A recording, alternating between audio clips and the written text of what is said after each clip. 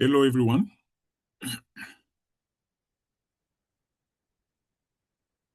My name is Alfred Babo, and I'm happy to welcome you all. And at this webinar, we have the chance to be hosted in this webinar by the Integration and Belonging Hub at Clark University, and starting this spring talk series that's offering us the chance to talk about the book I co-edited with Professor Aklak, Dr. Aklak Sayed Hassan. The book is Exiled Scholars in Western Academia, as you can see it. It's right here. And we had the chance to have two of the contributors in this volume, Dr. Ovcharenko, who is with us, and Dr. Ganam, who is also with us. And I will just give a brief introduction to this talk series, and then I will introduce each panelist so they can talk. They can give a 15-minute presentation, and then we'll have the chance to go over some of your questions and contributions. So this book is coming from one observation that we made together with Dr. Aklak.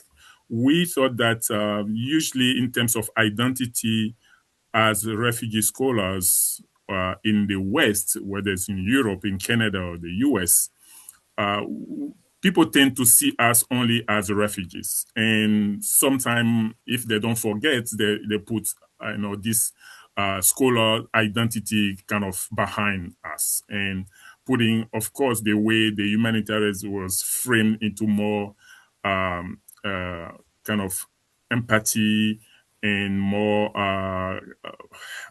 assistant modes. People forget sometimes that we're also coming with skills, with intellectual, capacities that we're using to contribute to the knowledge production in the West. But because we have our ties with where we're coming from, this production also become a kind of transnational production. So that's what we'll be, emphasizing today. And I'm happy to have our two panelists. And this book has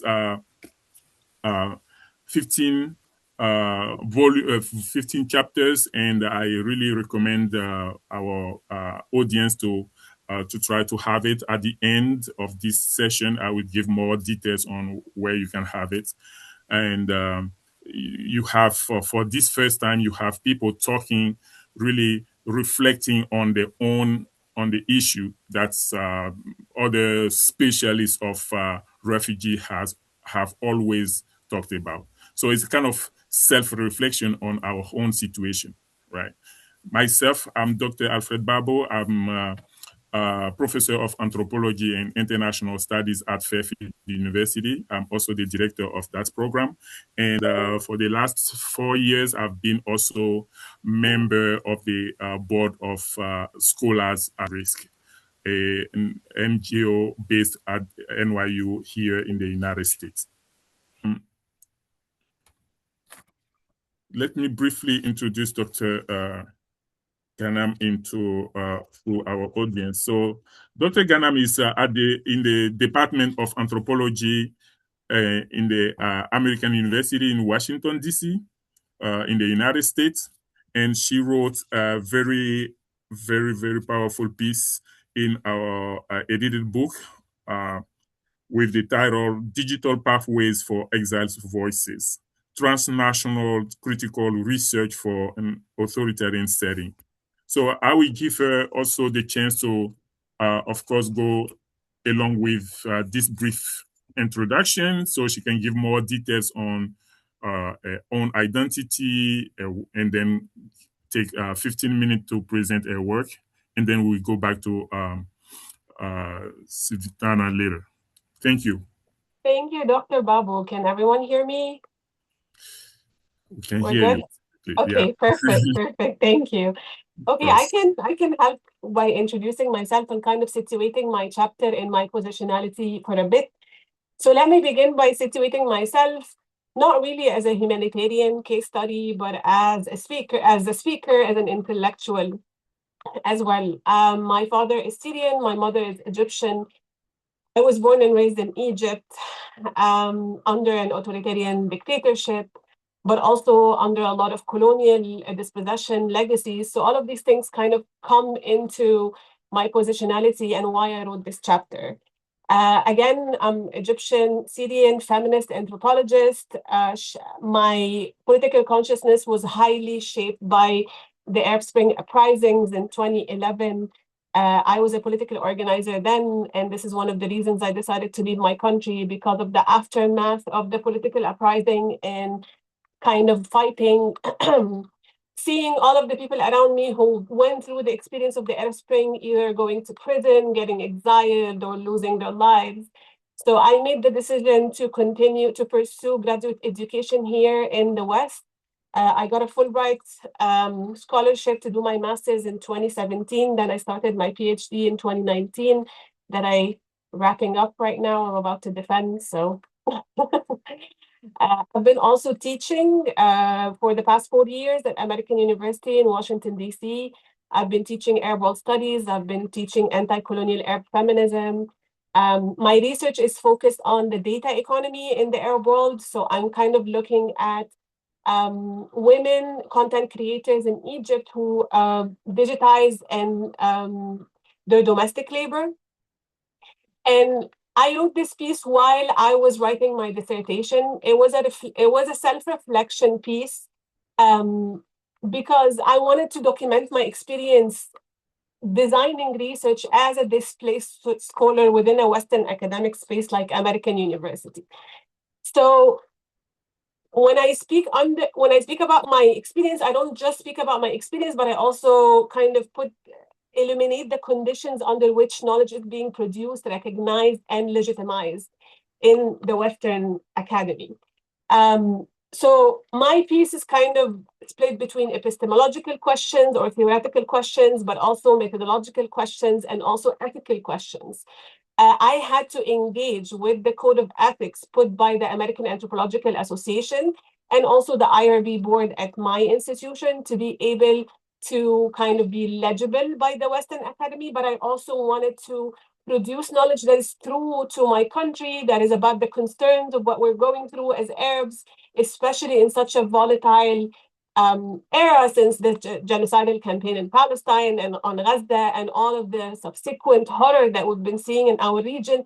How can we produce knowledge? How can we use academic Western tools to produce knowledge about our region to solve our own problems? And how can we carve spaces for ourselves within the Western academy to do so? So let me begin with the epistemological question. I want us to kind of push us beyond the language of inclusion and diversity. So what at stake when our voices are not heard within the academy is not just representation. It's also knowledge production itself, right? Scholars from the global South or the colonized world are not just shaped by displacement, but they're also shaped by colonial legacies, by colonial dispossession, right? So we are producing theory from locations that have historically been positioned as peripheral to knowledge production, not really a center for knowledge production. But if we look at it, it's actually, in fact, central to understanding the contemporary world. So the peripheral gaze or the post-colonial gaze or people or the knowledge production from the global South is not just about representation and diversity and inclusion. It's about knowledge itself and how we understand our world right now, especially as anthropologists. So those of us navigating the aftermath of US imperialism and also European colonialism, these forces are not abstract systems. These are things that governed our lives. These are things that shape my lived realities through authoritarian governance, through militarization, through economic precarity, gendered violence, all of these things. So this produces what I call, or a lot of other anti-colonial, specifically feminist theorists call the peripheral gaze. And this case is not marginal, it is analytically powerful. It exposes the limits of Western academia. It has long been framed as kind of a diverse voices or kind of an addition, an ornament or a decoration to knowledge production, really. But if we actually think about some of the theorists that came from the Global South that shaped our understanding of the world, like I'm thinking about Frantz Fanon, I'm thinking about Chandra Mohanty, I'm thinking about Edward Said. All of these people did not just add representation, they added situated knowledge. They forced Western academics to see the world from a different lens. So that's why people like us, our voices are essential to the academy because we fill the blind spots of the academy. We're not just decoration or diversity. So our voices exposes what Western academia has long framed as objective knowledge, right? By producing knowledge, we kind of challenge that claim of objectivity, the idea that knowledge can be neutral, can be detached, can be universal. This is a colonial epistemology that our voices challenge just by mere existence. So again, I don't start from a neutral background. There's no view from nowhere. I start from my situated position, and I'm very concerned about putting my positionality in the upfront. I mean, I'm following the steps of a lot of like Black feminists, post-colonial feminists. So in that sense, this is my refusal to be understood as just a displaced or a refugee or an immigrant, but also as an intellectual, as a knowledge-producing subject. So I kind of frame my perspective as anti-colonial Arab feminist perspective that insists that colonized voices are not simply objects of study, but producers of knowledge. Theory does not only emerge from metropolitan centers like Washington, D.C. or New York, it also emerges from survival, from resistance, from navigating overlapping systems of oppression. Okay. So people like me who grew up in authoritarian regimes in our home country, we face different, like kind of double-binded oppression when we come here. On one side, authoritarian regimes in our home countries weaponize anti-colonial discourses to frame our work as betrayal, as foreign intervention, or as treason, because we are speaking against the power in our local context. But on the other side, certain Western academics mobilize anti-colonial caution or anti-colonial sentiment to also discipline our critique. Especially when we speak about internal forms of oppression, such as gendered or sexual violence, especially among feminist and queer activists. We are witnessing what's happening in Iran. Iranian feminists have been suffering from the regime for so long, but then the regime is engaged in an anti-colonial fight against US imperialism. So now the critical voices of the Iranian women are being silenced by these double bind, by authoritarianism and imperialism. So we find ourselves in this predicament. Our work is delegitimized as kind of not really taken seriously. I've heard a lot of my colleagues being called local intellectuals. You guys don't have the global perspective and all of that. So we feel like we're included, but we're not really fully heard. We are visible, but not really fully legible. From this epistemological position, I want to move into the methodology part. How am I doing on time? Am I good? Okay. So for many displaced scholars like myself, the question of method is not really abstract. It's really existential. At one point of my doctoral training, I faced significant resistance from my advisors about my research design. I wanted to do research about Egypt. There were real concerns about my safety, but also my interlocutor safety as well. Egypt has witnessed multiple cases of violence against researchers, including surveillance, detention, torture, and even death, like we've seen with PhD candidate Giulio Regini. I was advised to consider researching somewhere else, to shift my field site, to let go of Egypt. And this really sent me into an existential crisis. Because Egypt is not just a research site for me. It is what I know. It's where my intellectual, political, and personal life is rooted. So, and more importantly, Egypt is an urgent need of knowledge production, right? So we can actually critically engage with the current crisis, the current economic crisis specifically. So I had to confront the difficult question: should I abandon Egypt in order to protect myself and fit within institutional expectations, or should I continue even if it meant rethinking what research looked like, right? And I did not want our region to even kind of being pushed further into into knowledge production black hole, right? But because these are what authoritarian regimes are really after. So because of that, I decided to experiment with digital ethnography. And also that was definitely seen as a compromise, and not as a second best option, but as a methodological necessity. But for me, it was actually a way for me to be engaged with my people without exposing them to harm or minimizing the harm and the risk, a way to continue producing knowledge without reproducing the conditions of surveillance and risk. But again, there were concerns that not doing field work the traditional way, whatever that is, could hurt me, right? It could hurt the knowledge that I produced. It could hurt my rigor as an academic, but it also can, I cannot be taken seriously as an anthropologist. They're like, oh, you didn't really do ethnography because you didn't go to the field, whatever that is, or whatever it is. And I understood those concerns, but I also knew that they were rooted in a very narrow understanding of what counts as the real anthropology. So I insisted on something else. I insisted that digital ethnography, in my case, is a fugitive method. It's not a compromise. It's an innovation. It's a creative innovation for fugitive scholars like myself. It's a method shaped by constraint, but also by creativity at the same time, by necessity, but also political intention at the same time. So Okay. it was, sorry, go ahead. Go on. You have a couple of minutes and we'll move forward.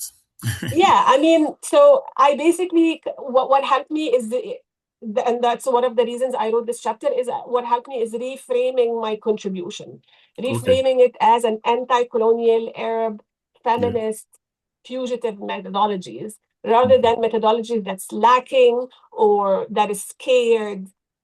Especially that my research question, I look at content creators in the data economy in the region and women as workers in the data economy. So digital ethnography made a lot of sense. I would be happy to kind of develop more on that within the Q&A. Thank you so much.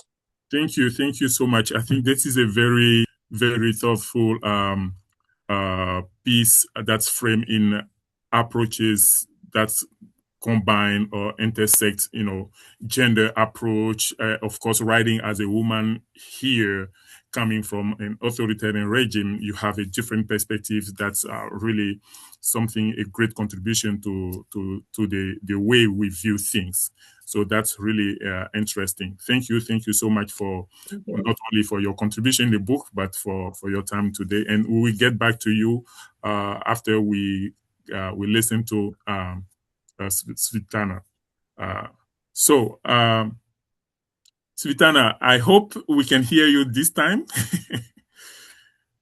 I think my phone more better. I think this time seems to be perfect. If you want to try, we can. Yeah, let's try that. And please go on. You hear me or not?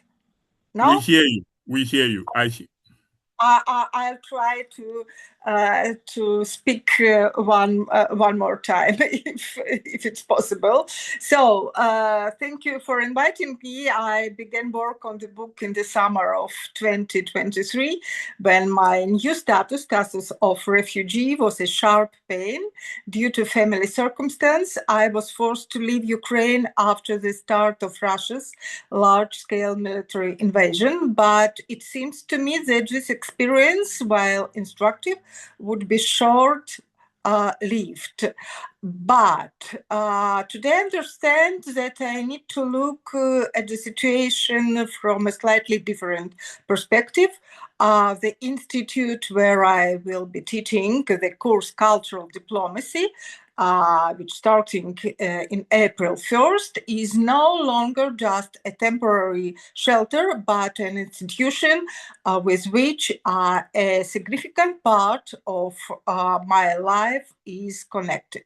So I already represent not only Ukraine, the country of my origin, but I'm responsible for the students of my Swiss institute who have registered for my course.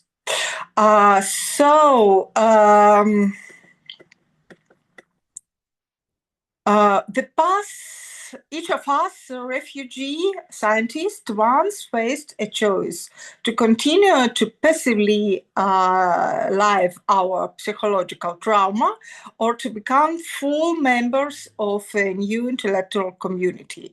The path to recognition in a new intellectual community is not easy. This path most often is traumatic in emotional terms. However, it is also instructive in professional sense for those, at least those who specialize in the humanities, social science or political science. It is an occasion to understand social and cultural process from an unexpected angle. And it depends on the individual what conclusion he or she draws. To step aside for a fight for professional recognition,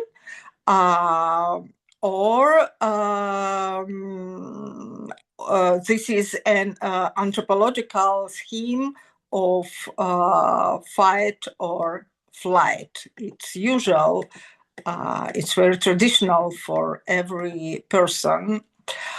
But I think that everyone who is present at our seminar now has chosen the path of being an intellectual to a greater extent than a refugee. And we now have our humanitarian mission in our controversial world. I think so. So I recently had a private conversation with a colleague at my institute. I expressed my concern that the institute is dealing with global international affairs through scientific centers that, in fact, divide the general agenda of achieving peaceful coexistence between peoples into separate sectors of knowledge. I said that I am overwhelmed with impressions because I have never been in such an intellectual environment that is so concentrated on peace building, human rights, and the activities of international organization. And I see how here at the Institute, for the 5th year in a row, they are persistently discussing the problems of peace and ways to overcome conflicts, but the fact remains, the war in Ukraine continues. And this is my professional problem as well, because I am a person with an uncertain temporary status. I emphasized that this confused me professionally, that I feel professional incompetence, a professional moral breakdown. And that is that I would like to discuss this with her somehow, or hear her own opinion on this matter. And I heard from her. There have always been wars. So I realized that there is no ready-made recipe for ending the war in my country, and therefore in all other countries as well. But if for my colleague the war remains a news feed and videos reports from the scene, then for me it is a daily emotional test. For me, war is not theoretical abstraction, not a concept from the field of the discipline international security, but an empirical fact that I have experienced on my own. And for me, it is an existential challenge to which I must find an answer. The war in my country is a kind of a gap in our way of thinking, despite numerous theories and scientific concepts, and it affects me personally, both as a philosopher and as a Ukrainian. It seems to me that the war in Ukraine is a special challenge for Western social political thought. If earlier all theories of conflict resolution were mostly broadcast according to the principle from the center to the periphery, that is, from the analytical centers of the Western civilization tradition to all other. Now, these centers need to solve the problem, so to speak, in a horizontal concept. It is necessary to apply and confirm the practical value of the recommendation on peace building that have been developed over the years in Western academics, or to start a deep discussion about changing the foundation of theoretical approaches to the problems of war and peace.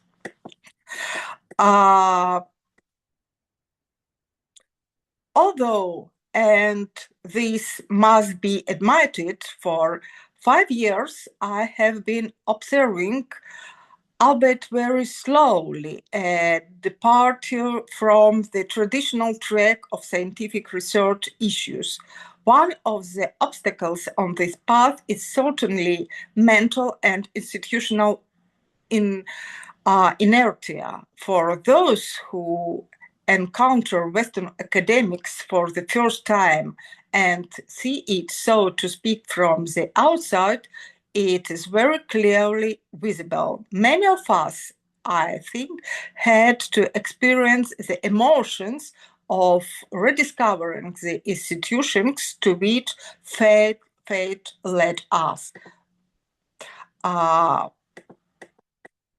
As my experience shows, we, my Western colleagues, and I have a common classical source based on our knowledge, a common understanding of the history of the development of political, sociological, and philosophical thought.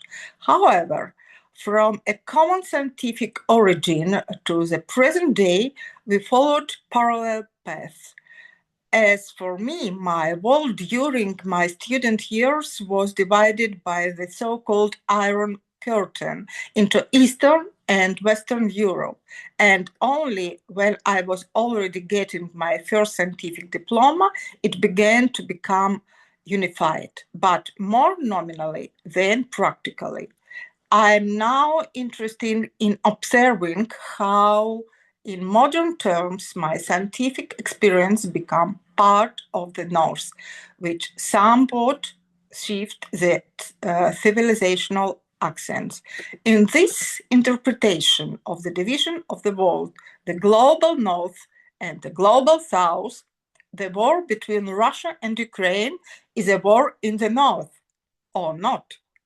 One thing is obvious that this war is justified by ideas that were articulated by the European scientific tradition in the field of politics, law, and social relation. Apparently, until there is no global interaction between the South and the North, the war in my country, which arose on the frontier of civilization, will not end.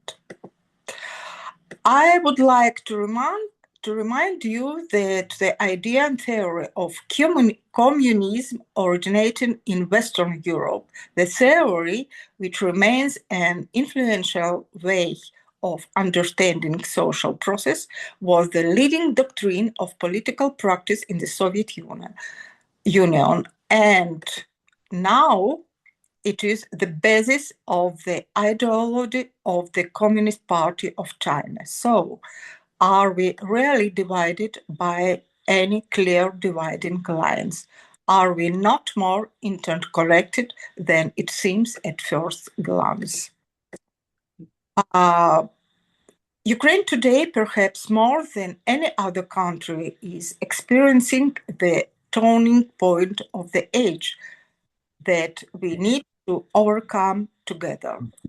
My participation in the project that Dr. Babo involved me in, I shared my experience as a refugee and an intellectual who can and want to cooperate for the benefit of us all, in the north and the south, in the west and the east, because we have already approached the point where we need ideas that will help us practically survive, not those that improve a certain theoretical direction or research method. Thank you so much for your attention. Sorry for previous technical issues. Okay. Thank you so much. Thank you. I think we did it, so we're good. We still have around 15 minutes for our audience to jump in and ask questions. Even if I had some I can start with for Eba and Svitana to kind of continue and maybe develop further the ideas. So I will keep checking on the our chats and see if we have some of our participants who have questions. I'll be happy to give them the chance to ask these questions. But overall, I understand that we are facing as refugee scholars, we are facing, of course, that dilemma that Eba was talking about, and sometimes, and the same thing that Vitana was also talking about, whether we're on the other side of the curtain or not, and how something that was supposed to be parallel can emerge together into a kind of universal knowledge production system. And is what we're producing is something that's not recognized by the scientific world because of where we're coming from. And we addressed a little bit that in the opening chapters, as you might know, because that was a framework that we presented for this book. We wanted, and we also went with a very bold and strong argument to say that being refugee doesn't mean that we are not intellectual anymore. Coming from a non-Western world doesn't mean that our knowledge or our academic credentials, should be undermined. So that was pretty. But I wanted to ask you maybe before we get some of our participants asking questions. I wanted to ask you both how, as of course women, how do you, I would say the beginning of your journey into the Western academia. What kind of challenges do you face academically? Not now. Now you have been at your host institutions for years, right? Silvana just said she's like part of the of the graduate institute now. But I just want you to tell our audience, the beginning, what it means for someone to come from Egypt and to be in American institutions, how people are seeing you as capable of producing something that is valuable. How do you see yourself in the Geneva Institute from the beginning? And then that could be very interesting for us to learn from your both perspectives. I guess you guys are now kind of more established, but I want you to really emphasize the beginning, the starting point. That is sometimes where the challenges are very, very hard. And when you cross that, then you're good.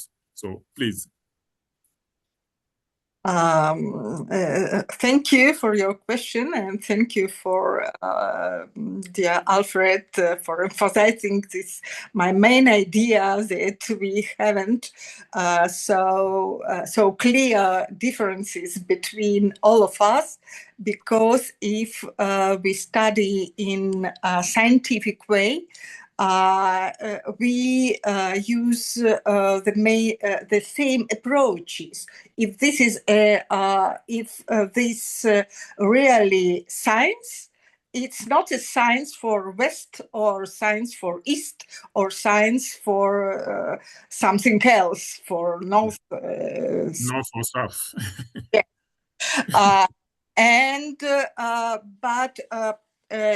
But it's not a problem for us as intellectuals, but maybe it's more a sociological problem, because we represent different culture, different and we represent our country, not only ourselves, but our country, and the general vision of our country is our emblem, is our medium, image also. So I can tell you that in Switzerland, at first time, okay, you see, I'm a white woman, and Switzerland is also a white country. But at first days, I associate myself more with people with other color of skin, because I understand we are refugees here, and I understand that these people know English, because in Switzerland not many people know English, and if I have some everyday troubles, I speak with these people, I contact with these people, and I understand that my colleagues in my institute, they are very clever, they are very smart, they have a very deep knowledge, but we have a different base of interpretation, classical theories, because we have really main source, but source, and it's source common. Mm-hmm. But in every country we have a state space of higher education, where we have our own journals, our own specific communication, specific ways of defense, dissertations, and so on. And of course, I have the same knowledge, but okay, I haven't the contact, the same contact. Yeah. And when if I on the level of PhD student, it could be my further development in science, but. Okay. But now I understand that I can't explain how how very interesting things I know, but I can't explain this to my colleagues because they don't read on Ukrainian or in Russian. Okay. Okay, thank you. Eba, as you answer my first question, I would like to add a second question for you, so you go with both of them. So we have a question from one of our participants asking you about your methodological approach and theoretical innovations that seems to be at the vanguard of anthropological practice, and what are some suggestions you have for other anthropologists to apply your innovative contribution? So that's the second question. So go with both of them. So yeah, thank you. My start here was as a graduate student, so it was really, I feel like it was definitely very rough. I speak the language. I think my English is not bad, but I still thought that I have a language barrier because I did not speak the institutional language of Western academia. I did not really understand the power dynamics. I did not understand what it means to have a relationship with my advisor. I did not I really struggled at the beginning. I also struggled with the literature because the department that I'm in is not really Middle Eastern or Arab world focused at all. So I had to kind of go get other classes within the consortium, for example, in the DC area, so I can actually get to know the literature that I want to build my dissertation around. So I also had like a problem with guidance. I don't feel like a lot of people were equipped to guide me. I also had like an epistemological challenge, which is that everything that I learned was from Western perspective. There was nothing from the canon of anthropology that is from the Arab world or the Middle Eastern or the African perspective. So it was very difficult for me to I even like pushed back a little bit. I was like, you guys don't even like read what's being produced, so you can include it in your intro classes. And I even had one of the professors back then saying, oh, well, this is America. So it's like, oh, okay, wow. Welcome to America. Exactly.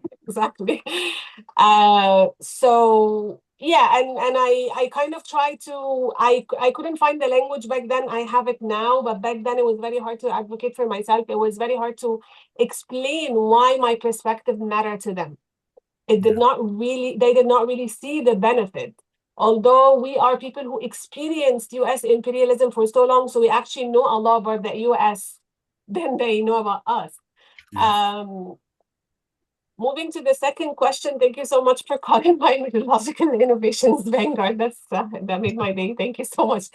My advice, whoever said that, thank you.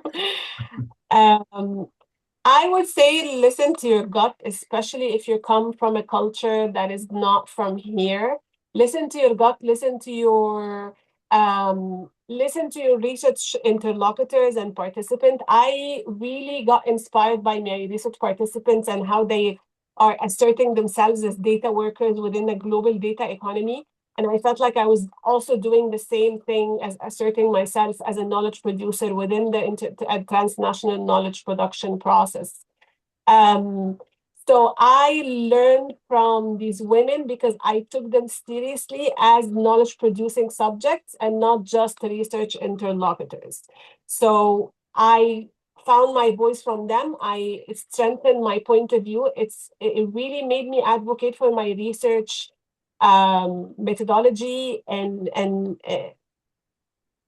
a much stronger way. So my advice is listen to your gut. Don't position yourself as compromising. Position yourself as adding a different dimension of knowledge to the methodological conversation, right? Because there's a lot of controversy about what it really means to do ethnography.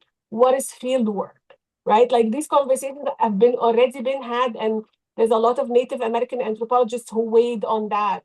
And just talk from your positionality. Don't try to get away from your positionality. Leverage your positionality and be clear about where do you stand and how does this affect the way you produce knowledge or your methods or your ethics. I challenge the AAA because the AAA code is set for researchers working in democratic settings, right? I do not work in a democratic setting. I don't even consider the US a democratic setting anymore, to be very honest with you.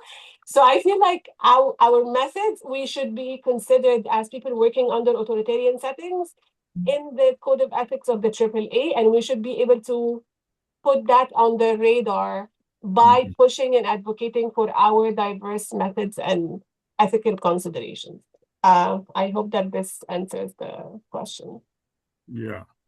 Thank you. Thank you so much. And of course, what you just said is so strong. We, of course, believe that we are supposed to move or we fled, authoritarian regimes, and we came in the, democratic areas. And then sometimes we're facing that kind of questions where we're questioning ourselves. Are we really in the democratic, where we're supposed to face, or we're supposed to enjoy our academic freedom? But as you're saying, now it seems that even in American universities, there are some terms that we cannot use. There are some concepts that we cannot really use, and there are some theories we cannot use. So that's true, and it's always good for us to question, to continue to be the scientists that we are. And I really want to thank you again for your courage in these circumstances, continuing to work and to be in a different total environment is not easy. We all are, all parts contributed to this book. That was our challenge, and we made it. We published that. We published that book. I want to thank you again for your time. And we have two more if you guys questions. have for one more, I don't have. They said there are two more questions. Okay. Maybe if it's okay with the audience, we can push to 12:10 or 12 at least New York time. Okay, the first question is, how do refugee scholars negotiate the academic identity when the credentials, publications, or expertise are not recognized in the host country? That's if they were not. And the second question is, what responsibility do universities have in recognizing and validating the academic histories of displaced scholars? So I guess our panelists, you can see the questions, but I read it also for all of us, for all our participants. So feel free to respond, but be kind of, short. So because we will be already going beyond our time. Yes, Sultana, yeah, please. I can show my experience. Here in Switzerland, all my academics diplomas were recognized. It's a really fantastic situation, because I know that many people from my country with diplomas of bachelor's, of masters, need to pass through very hard notification. My academic level was justified by my publication in journals. My scientific,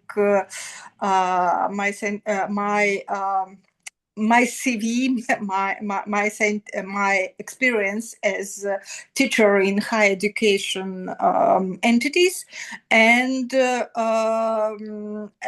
some references to countries, to national base of scientists, because I don't know how it in other countries, but in Ukraine we have a base where every scientist have their own ID and then ID in ORCID and so on. So it's fun, but I don't show my diplomas anytime in Switzerland because every people believe me that I am a professor and doctor of science. Thank you. I mean, I was an academic back home when I was there, so I don't know how to answer that question. But I feel like the only way for you to kind of make yourself relevant and recognized is to make sure that your research is relevant, that you're answering questions that people are wondering about here and over there as well. I feel like this is a great way to get yourself noticed. It's definitely not going to be easy because you're always going to be kind of fighting against that local intellectual label, or the immigrant or the displaced one or the refugee one. And it's going to take some time for you to figure out how to separate your voice, or not separate, but just kind of empower your voice outside of these labels. I would also say that you need to understand the context that you're producing knowledge in. So you also need to have a great understanding of American context if you're in America. So you can make sure that your work is legible, and also relevant to what people are interested in. The responsibility of the universities, that's a long list. I mean, we can talk about a lot of stuff, but I feel like in general, we need at least an entity. The way that there's an entity handling international students, there also need to be an entity dealing with international scholars, right? With like, what are the immigration challenges that you're facing? What are the precarity challenges that you're facing? If, for example, now that we're expected to produce knowledge and teach, while some of our students are coming into the class to record us and report us, and especially as an Arab woman within like rising anti-Arab and Islamophobic sentiments in the US, there's always a question about my safety and my vulnerability in the classroom. So, but there are no one in the university, no specific office or ombudsman or any department that I can go talk to about this that helped me navigate how to be a scholar while also like being at risk, or my identity itself forming a risk. So I feel like we need to definitely open up a conversation about how the university can accommodate for us, but also leverage our power, because we also offer a lot to these institutions. Yeah. Thank you so much. I totally understand what you're saying, and I want to take the chance to really thank Clark University here in the university for giving us that floor, that platform through the Integration and Belonging Hub for us to discuss that. I think this is part of what we want universities to be, to take responsibility, is recognizing refugee scholars, and that's what Clark University is doing. And I really want to thank this university for giving us the chance to talk about that through this talk series. Again, thank you. I don't know what time is right now in Geneva, Sivtana. Now is evening, 18. Okay. I will have great evening after our conversation. Okay. Thank you for staying with us. We know that it's evening there, and you stayed with us. Thank you so much. Eba, you're here on the East Coast with us, so it's still 1 a.m. here, 1 p.m. here, so it's fine. Okay, I would like again to thank Dr. Fabus from Clark University, and Keisha Buchanan, who has been, our, background, expert and organizer of this talk. I again want to thank them for this first webinar. And as you might know, we will probably have a second one. And of course, you're welcome to participate in that. And we will continue to talk about this book again. And for the audience, for those who are still here, I just put in the chat 2 links for Amazon and for the publisher where you can have this book. Okay, so thank you again. Have a great evening, Sultana, and Thank you so have a much. good afternoon, Eba. Yeah, Thank you so much for having us. Thank you. thank you. For inviting me. Thank you. Thank you. Okay. All participants.